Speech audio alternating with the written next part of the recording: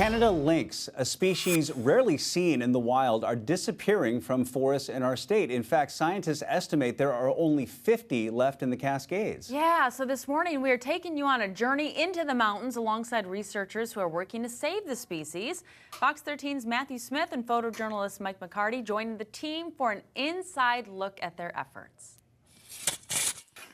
It feels like a responsibility. We are deep in the Okanagan National Forest. And Carmen Van Bianchi, I bet it's super icy too. along with her partner, Anna Makowitz, are digging up this trap. Each lure, each scent. Give it a whiff. It's skunk. Oh, that's terrible.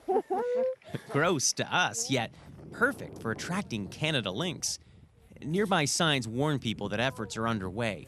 Trail cams capturing us a rare glimpse of these majestic wildcats. They need some help. They need to be understood so that we can try and keep them around here. That concern in Carmen's voice comes as once dense forests now look like burnout matchsticks. Megafires are wiping out land lynx rely on to survive. The 06 Tripod Complex fire decimated this land, running the few remaining lynx off. It took many years, but we'd start to see tracks. But as life sprang back into this forest, those tracks drew Carmen back too. Whoa, we've got an opportunity here because they are coming back. We've got an opportunity to really learn how lynx recolonize a big, huge bird. Which is why we're here, now. My photographer Mike and I are tagging along with Carmen's home range team. They're tracking the few lynx left in the Cascades. Carmen estimates that only 50 or so are left. So to save the lynx, they need to study up quickly. But they're elusive, almost ghost-like.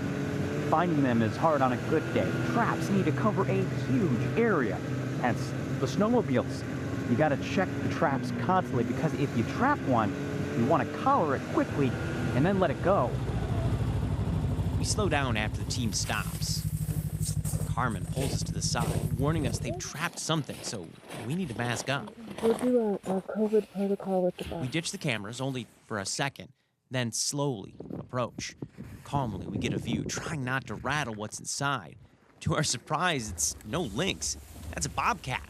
So we clear a space. Open the trap, and the bobcat bolts. That was weird that it sat so still and didn't tear up that trap. Anna telling me that lynx would be similarly released, like you see here from March.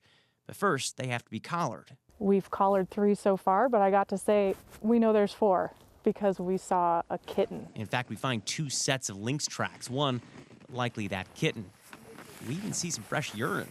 They're close, but moving. Makes me hopeful for this patch of ground. And the data shows promise. Thanks to those radio collars and Earth Ranger tech, they can track where the lynx go.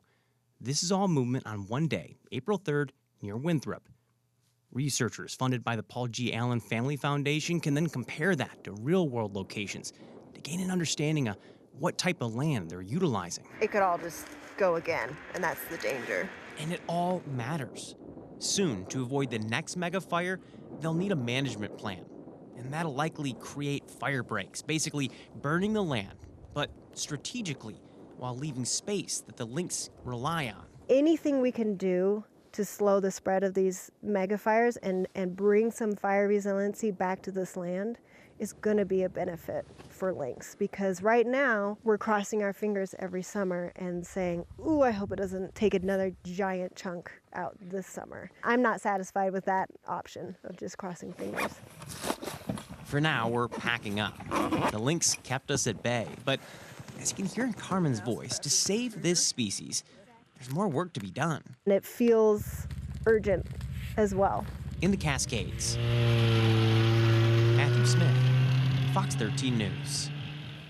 What a great piece. Yeah. Fox 13's Matthew Smith joining us in studio. Matthew, good to have you here. Yeah, thanks for having me. I got to admit, I am not super familiar with the Canada lynx until we started doing these stories.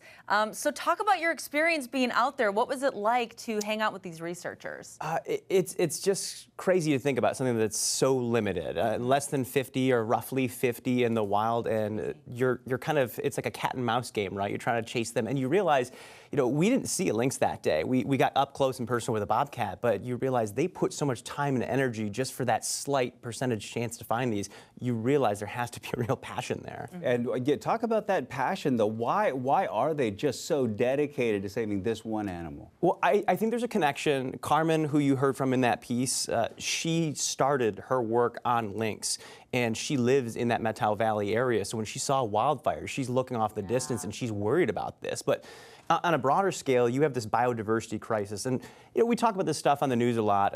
Orcas, salmon, wildcats like wolverines. And there's so many species that are slowly disappearing. And you realize as you start losing these little pieces of the puzzle, it's hard to have that connection that we once had. And so I don't think people really put that into context all the time, that we're losing these things, and that eventually affects us because we live in this interconnected place, and that really does hit everyone at home that's watching this, whether they know it or not. And it seems like such an uphill battle when you talk about the fact that there's only 50 of these animals left. I mean, I feel that's overwhelming to me. I mean, where do they start with this research? How long is this going to take them, do you think? Years. And you think about it, I said this cat and mouse game talking about catching them, but it also trying to prevent them losing their habitat. Right.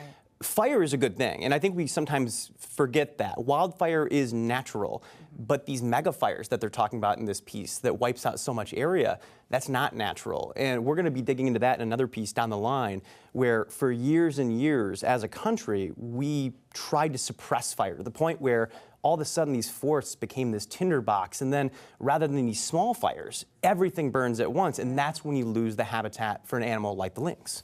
Great work. Good to have you here. Matthew Smith joining us, and photojournalist Mike McCarty. Fine job on that one as well, my friend. Yeah, great job, you two. I know we were like, come on in, and he said no, so we tried.